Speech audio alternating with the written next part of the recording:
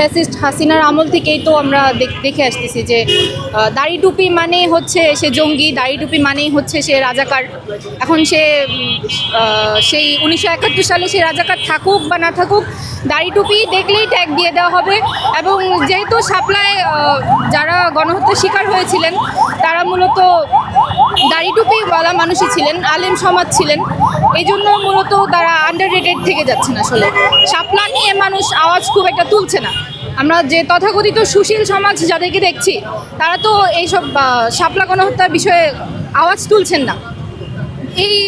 মূলত এই কারণেই আসলে সবসময় মানে শাপলার বিচারটা আসলে হচ্ছে না, কেউ চাচ্ছে না। এই জন্যই আমাদের আওয়াজ তোলা যে তাদেরকে শুধু আলেম সমাজ বা হুজুর বলে যাতে তাদেরকে শুধু পিছিয়ে রাখা না হয় বা তাদের সাথে যাতে বৈষম্য করা না হয়।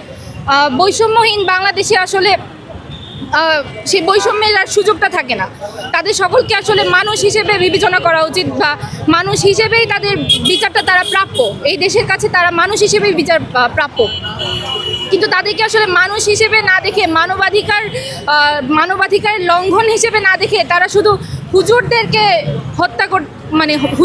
হত্যা করা হিসেবে ধরছে।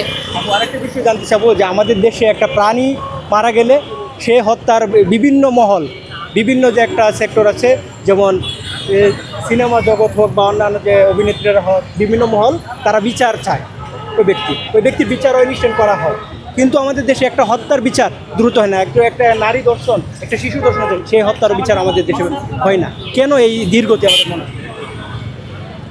আসলে আপনি যেটা বললেন যে বিভিন্ন মহল, যেমন হচ্ছে মডেল বলেন, অভিনেতা বলেন বা সুশীল সমাজ যারা বলেন, তারা আসলে তাদের কাছে আসলে একটা ওই যে দাড়ি টুপিওয়ালা মানুষ বা একটা তথাকথিত মিডল ক্লাস বা লোয়ার ক্লাস মানুষের তাদের কাছে তো সেই মূল্যটা পাচ্ছে না।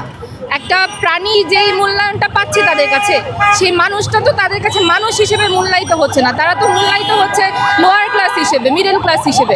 না, আমরা তো আসলে সেই দৃষ্টিতে কাউকে দেখতে চাই না। মানুষ সবাই সমান, সবার বিচার পাওয়ার অধিকার আছে।